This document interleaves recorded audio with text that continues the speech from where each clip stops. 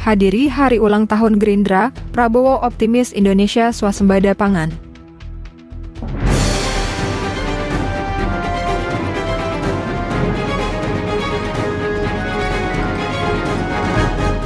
Ketua Umum Partai Gerindra yang juga calon Presiden nomor urut 2 Prabowo Subianto menghadiri hari ulang tahun ke-16 Partai Gerindra di Hotel Bali Beach Sanur, Selasa 6 Februari 2024. Selain petinggi partai, acara itu juga dihadiri Ketua DPD Partai Gerindra Bali Made Mulyawan Arya atau D Gajah serta ribuan massa pendukungnya. Dalam pidatonya, Prabowo menyatakan, di usianya sekarang dia tidak rela melihat rakyat masih ada yang susah mendapatkan makanan. Dia tidak rela melihat masyarakat yang usianya di atas 65 tahun, 70 tahun masih bekerja, menarik becak dan susah makan. Ini harus diperbaiki dengan itikat baik dan kerjasama, bukan dengan suasana mencari-cari kesalahan. Kita harus jujur. Di usia saya sekarang ini, saya katakan, saya tidak rela lihat rakyat saya masih ada yang susah makan. Saya tidak rela melihat orang-orang di atas 65 tahun, 70 tahun masih bekerja, menarik becak, masih susah makan, masih ini harus kita rombak, harus kita perbaiki, tapi dengan suasana itikat baik, dengan suasana kerjasama, dengan suasana kekeluargaan, bukan dengan suasana mencari-cari kesalahan.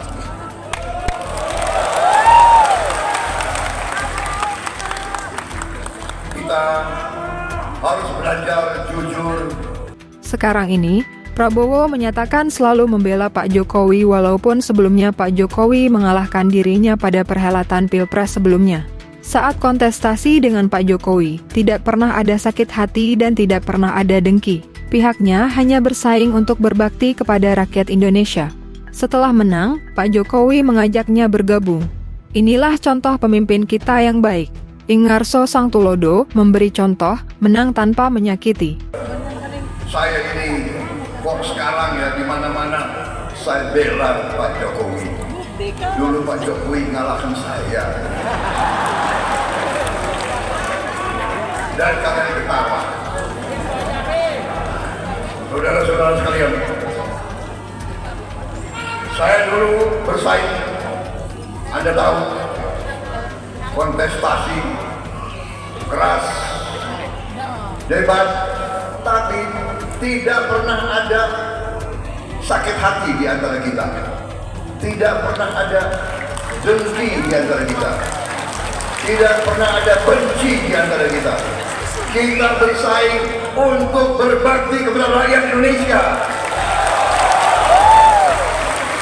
Dan setelah beliau menang, beliau ajak saya bergabung, saudara sekalian. Banyak pemimpin di dunia ini dan di Indonesia, kalau menang, lawannya diinjek-injek, saudara sekalian, iya kan? Tapi itulah contoh pemimpin-pemimpin kita. Ingarso Sungtrodo ya, memberi contoh dan menang tanpa karosaki.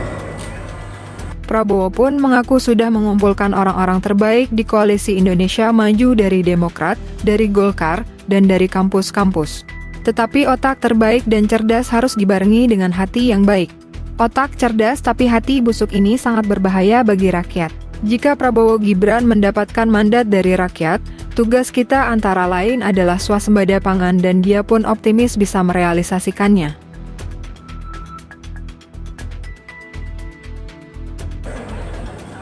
Pakar-pakar terbaik sudah kumpul dengan koalisi Indonesia Maju. Otak-otak terbaik dari Demokrat, otak-otak terbaik dari Golkar, otak-otak terbaik dari kampus-kampus yang terbaik. Tapi, selalu ada tabinya. Tapi, otak terbaik, cerdas, harus disusul, harus dibarengi dengan hati yang baik, saudara-saudara. Kalau otak cerdas, hati busuk, itu berbahaya sekali bagi rakyat Indonesia.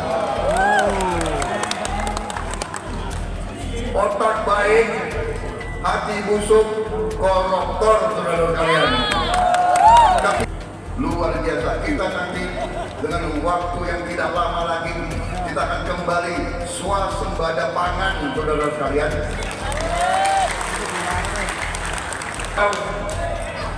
Manakala Prabowo Gibran koalisi Indonesia Maju menerima mandat dari rakyat, tugas utama kita antara lain adalah swasembada pangan, saudara sekalian. Kita mau menjamin pangan murah untuk seluruh rakyat Indonesia, saudara sekalian.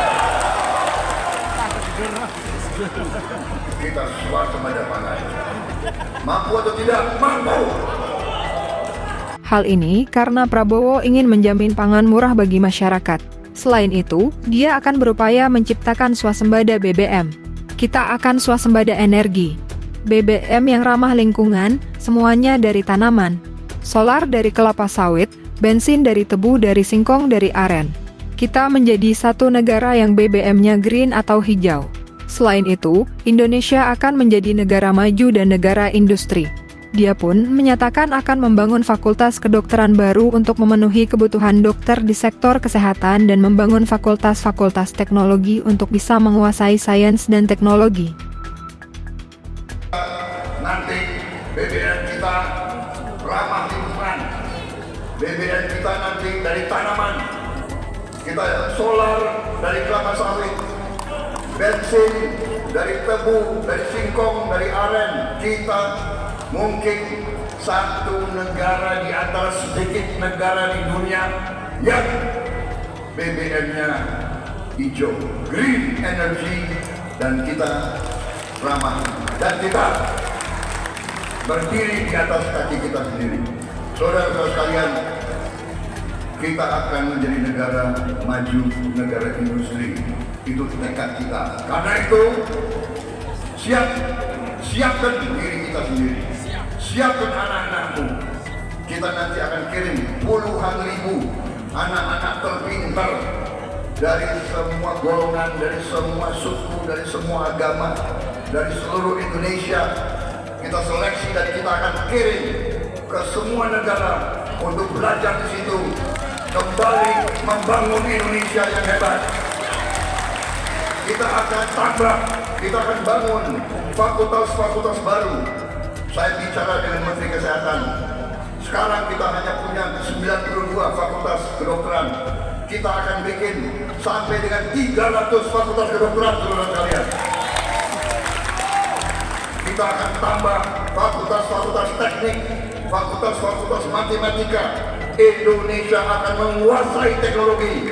Indonesia tidak mau jadi pasar, tidak mau beli teknologi. Kita mau kuasai teknologi dan sains.